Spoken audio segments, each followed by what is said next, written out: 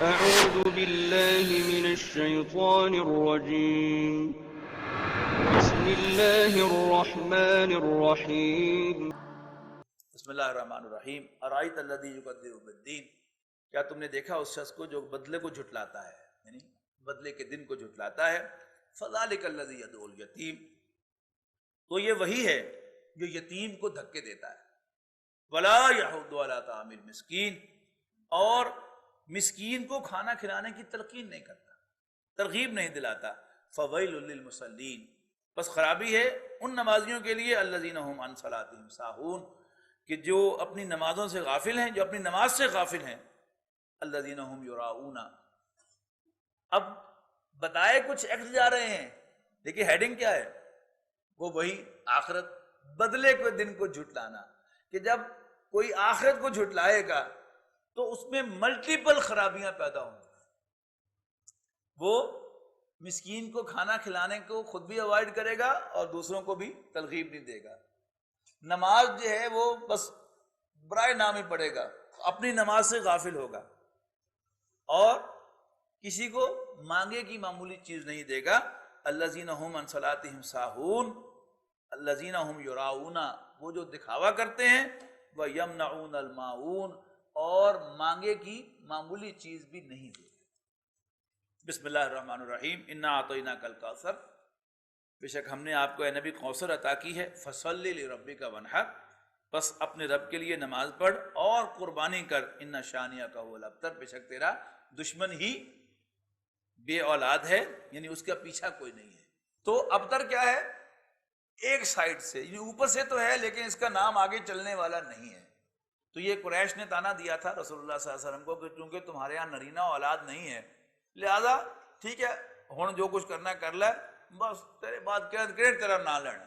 اس کا جواب دیا جا رہا ہے کہ اللہ تعالیٰ کے تجھ پر اے نبی جو احسان ہونے والے ہیں ان کا انہیں کوئی اندازہ نہیں ہے. اللہ تعالیٰ نے تمہیں کوثر عطا کی ہوئی ہے، اور نام ان کا مٹے گا، تیرا نہیں مٹے گا. تیرا نام تو قیامت تک زندہ رہے گا، بلکہ اس کے بعد بھی زندہ رہے گا. بسم اللہ الرحمن الرحیم. قل یا ایھا الکافرون، اب یہ جو صورتیں آ رہی ہیں یہ ان جنرل تو میں نے بتایا تھا نا کہ یہ صورتیں جو ہیں یہ آخری زمانے کی، یہ اولین پہلے 4 سالوں کی صورتیں ہیں، لیکن کہیں کہیں ایکسیپشنز بھی آتی ہیں. اب جو 4 صورتیں آ رہی ہیں یہ 4، یعنی یہ صورت جو ہے جو اب پڑھیں گے ہم، یہ ہوگی آخری 4 سالوں کی، یعنی جب آپ مدینہ منورہ ہجرت کرنے والے ہیں.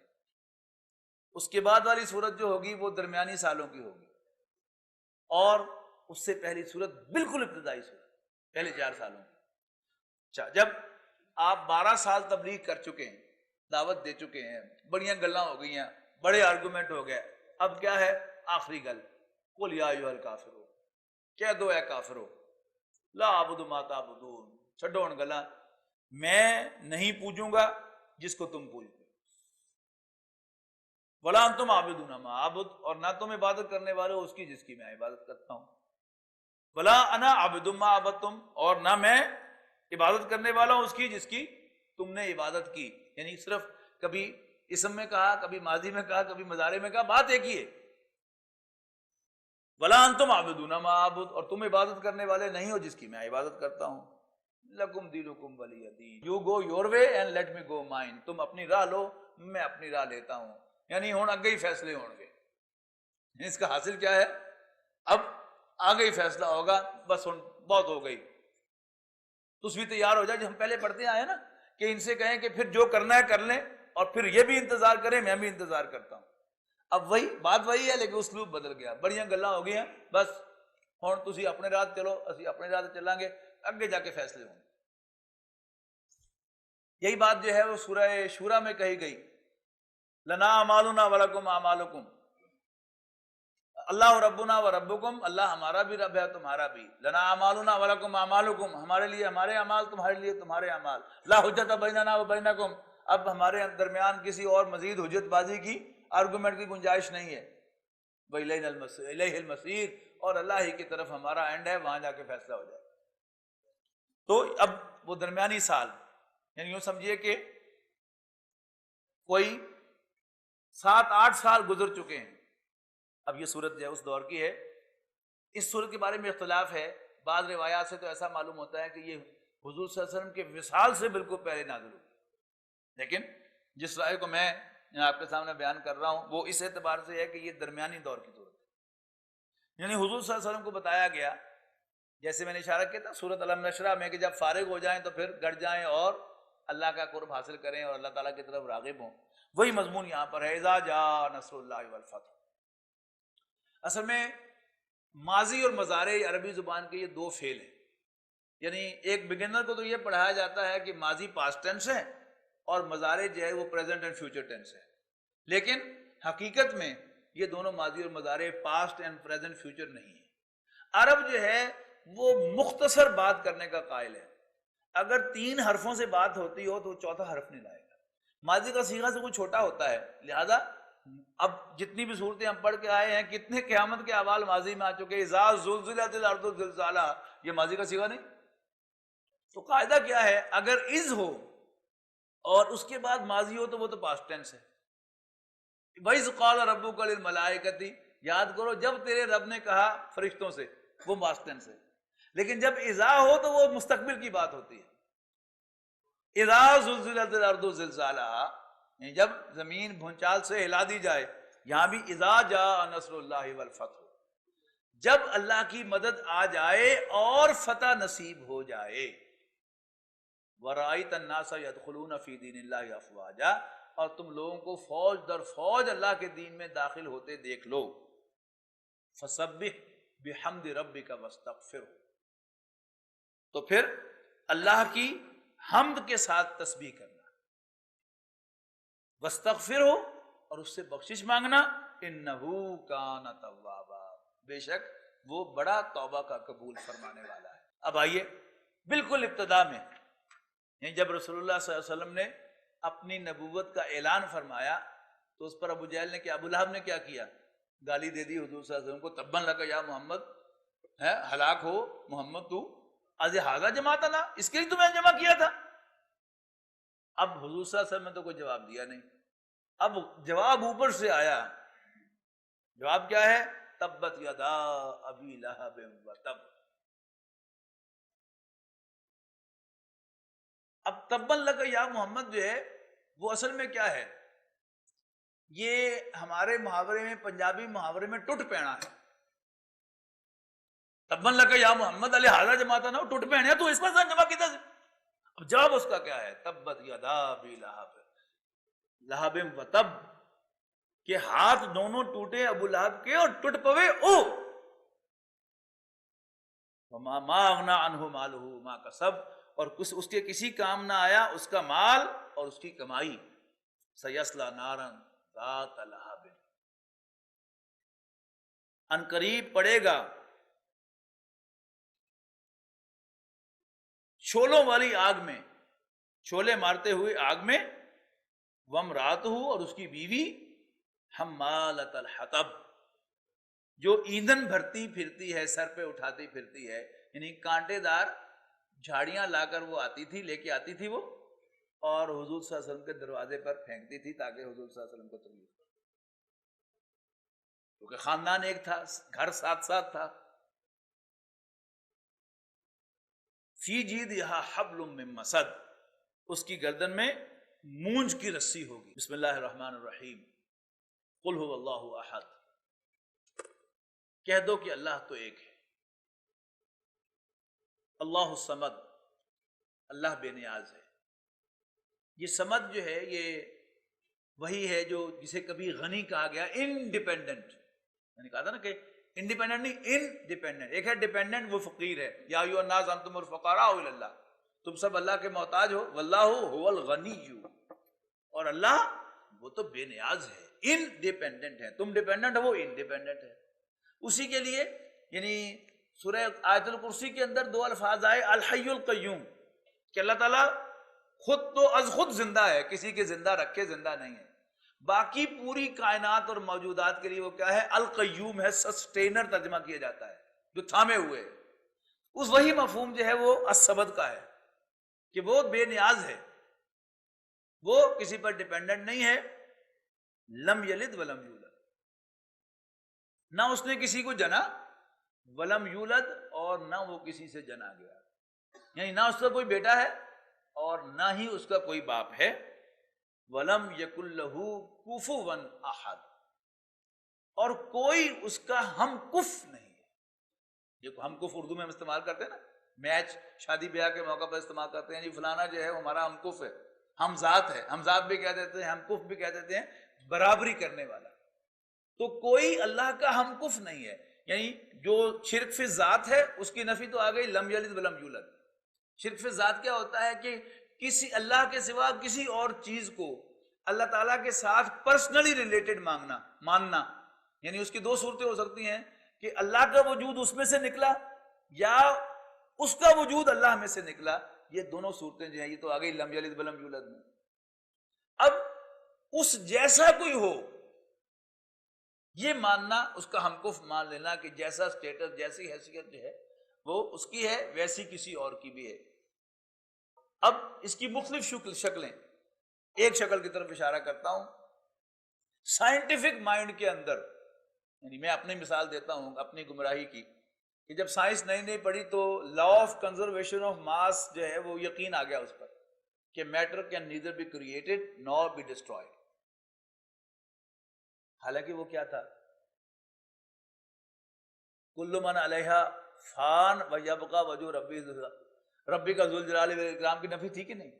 کہ قرآن مجید میں تو ہم پڑھتے ہیں کہ ہر چیز زمین پر جو کچھ ہے، کائنات میں جو کچھ ہے فنا ہونے والا ہے، اور باقی رہنے والی صرف تیرے رب کا چہرہ ہے، اس کی ذات ہے. اور ہم وہاں پڑھ رہے ہیں کہ میٹر بھی neither be created nor be destroyed ہے. تو کیا اللہ کا ہم کف بن گیا کہ نہیں بن گیا؟ تو نہ اللہ کی ذات میں کسی کو شریک ماننا اور نہ صفات کے اندر کسی کو اللہ کا ہم پلہ ماننا، اس کا ہم کف سمجھنا، اس جیسا کوئی نہیں، اس کا میچ کوئی نہیں. وہ تنہا ہے، اکیلا ہے، جس میں اپنی ذات میں بھی اور اپنی صفات میں بھی. اس کے بعد معوذتین آ رہی ہیں. اعاذ یعوذ، ایک ہے اعاذ یعوذ، وہ ہے پناہ لینا. ایک ہے اعاذ یعیذ، وہ جو حضرت مریم کی والدہ نے کہا تھا نا کہ انی اعیذھا بک وذریتھا من الشیطان الرجیم، کہ اللہ میں اس بچی اور اس کی اولاد کو شیطان مردود کے مقابلے میں تیری پناہ میں دیتی ہوں. وہ اعاذ یعیذ ہے. تو یہاں کیا ہے؟ حضور صلی اللہ علیہ وسلم کو حکم دے کر پناہ مانگنے کا حکم دیا گیا ہے. اور یہ دلچسپ بات ہے، میں نوٹ کرواتا رہا ہوں کہ قرآن مجید میں جہاں بھی شیطان سے پناہ مانگنے کا حکم ہے یا جنات سے پناہ مانگنے کا حکم ہے تو واحد کے صیغے میں حضور کو دیا گیا. یہاں تک کہ قرآن پڑھتے ہوئے اذا قرأت القرآن فاستعذ باللہ من الشیطان الرجیم، جب بھی قرآن پڑھنا شیطان مردود سے اللہ کی پناہ ضرور حاصل کر لیں. اب یہاں دو صورتیں آ رہی ہیں اللہ سے پناہ حاصل کرنے کی. پہلی صورت جو ہے اس میں جو باہر کی چیزیں ہیں ان سے اللہ کی پناہ مانگی گئی ہے، بیرونی خطرات سے. اور دوسری صورت میں اندرونی خطرات سے پناہ مانگی گئی. تو پہلی صورت ہے قل اعوذ برب الفلق، کہو کہ میں صبح کے رب کی پناہ میں آتا ہوں، اس کی پروٹیکشن میں آتا ہوں. من شر ما خلق، جو چیز بھی اس نے پیدا کی ہے اس کے شر سے. یعنی ہمارے جو عقائد ہیں، ہماری عقائد کی روح سے جو ایرانی پرانا مذہب تھا اس میں دو خدا تھے نا، نیکی کا خدا اور تھا، برائی کا خدا اور تھا. یزنا نیکی کا خدا تھا اور برائی کا نام بھول رہا مجھے.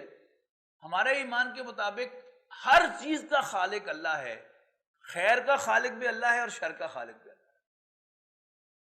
اللہ تعالیٰ نے تو خیر ہی پیدا کیا ہے، لیکن کچھ چیزوں کے اندر جو ہے وہ اللہ نے شر رکھا ہے، اس سے پناہ مانگی جا رہی. من شر ما خلق، میں صبح کے رب کی پناہ میں آتا ہوں ہر چیز کے شر سے جو اس نے پیدا کی ہے.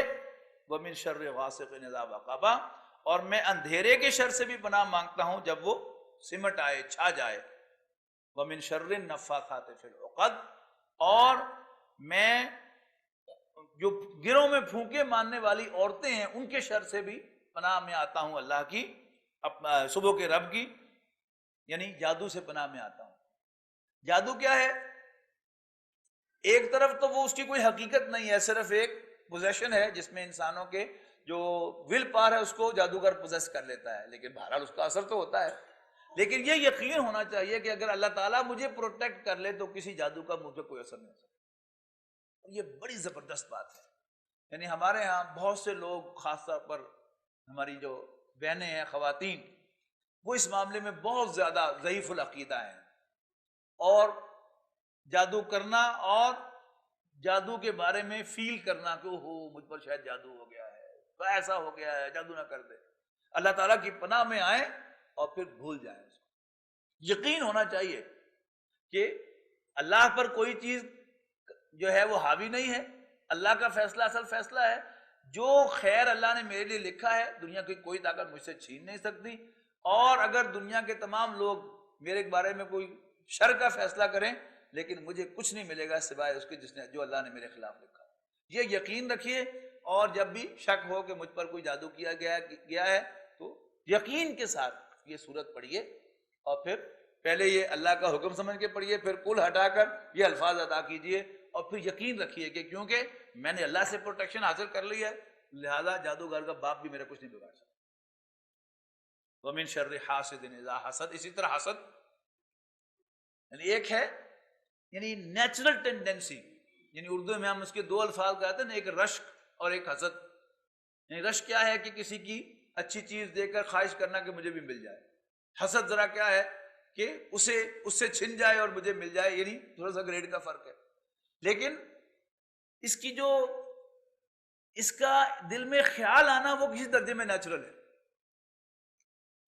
یعنی کوئی شخص بے اولاد ہو اور اس کا بھائی جو ہے وہ اولاد والا ہو، اس کا دوست جو ہے اس کو اللہ تعالیٰ اولاد دے گا، تو یعنی پہلا جھٹکا جو لگے گا انسان کو، اس میں امکان ہے اس کو ہو کہ یا اللہ اس کو دیا مجھے کیوں نہیں دی،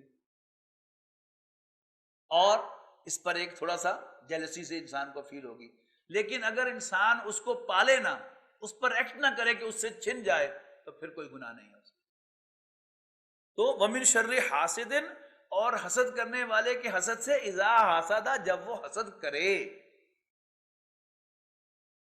تو اللہ تعالیٰ کی پناہ حاصل کرنا۔ اس میں یقین سب سے بڑی بات ہے، یہ یقین کہ اللہ تعالیٰ زیادہ پاورفل ہے، کوئی نقصان مجھے نہیں پہنچ سکتا اگر اللہ نہ چاہے، اور چونکہ اللہ میں تو اسے پروٹیکشن حاصل کر لی ہے، لہذا میں پروٹیکٹڈ، تو مجھے پروٹیکٹ کر، تو انشاءاللہ سب جو شکوک و شبہات ہیں وہ بھی دور ہو جائیں گے۔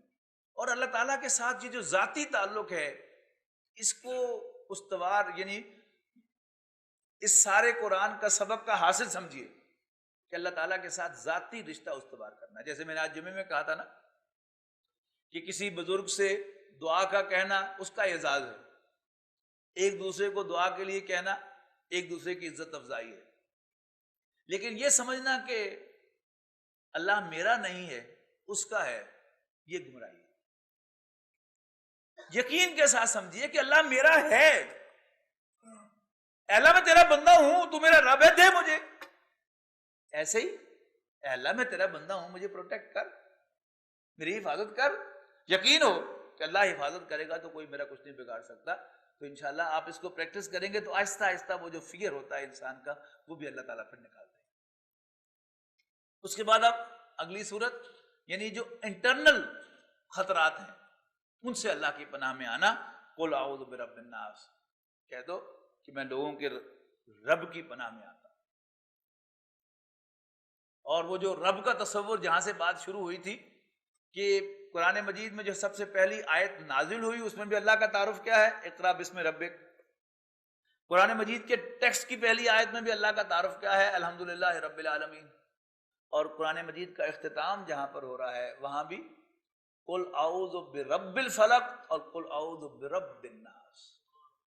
مالک یعنی اس کو اپنا رب سمجھنا، اور اس کے ساتھ اس کے بھی ان بٹوین سمجھیے اللہ تعالیٰ کے ساتھ اپنے رب سے وفاداری اختیار کرنا، اپنے رب کے لیے کام کرنا، اپنے رب سے بخشش مانگنا، یہ سب کیا ہے اس کے بیچ کے ہیں، اور اسی کے لیے جینا، اسی کے لیے مرنا۔ لیکن فائنل کیا ہے، وہ یہ ہے قل اعوذ برب الناس، کہو کہ میں لوگوں کے رب کی پناہ میں آتا ہوں، اس کی پروٹیکشن میں آتا ہوں، ملک الناس، میں جان بوجھ کر یہ پناہ کا ترجمہ جو ہے وہ انگریزی میں پروٹیکشن کرتا ہوں، حفاظت کرتا ہوں، اس لیے کہ پناہ کا لفظ عام طور پر آج اسائلم کے معنوں میں استعمال ہوتا ہے۔ وہ ایک بڑا گھٹیا سا مفہوم ہے کہ کوئی شخص پاکستان سے بھاگ کر جا کر یعنی ویسٹ میں کوئی پناہ حاصل کر لیتا ہے، میں اس کو اوائڈ کرنے کے لیے پناہ کا لفظ استعمال نہیں کرتا، پروٹیکشن استعمال کرتا ہوں، جو اس کا اصل سینس ہے کہ یا اللہ مجھے پروٹیکٹ کر شیطان کے مقابلے میں، اعوذ باللہ من الشیطان الرجیم۔ اسی طرح قل اعوذ برب الناس، کہو کہ میں لوگوں کے رب کی پروٹیکشن میں آتا ہوں، ملک الناس، جو لوگوں کا بادشاہ ہے، الہ الناس، اور لوگوں کا معبود ہے، انسانوں کا معبود ہے، عبادت کے لائق ہے۔ کس چیز سے پناہ میں آتا ہوں؟ من شر الوسواس الخناس،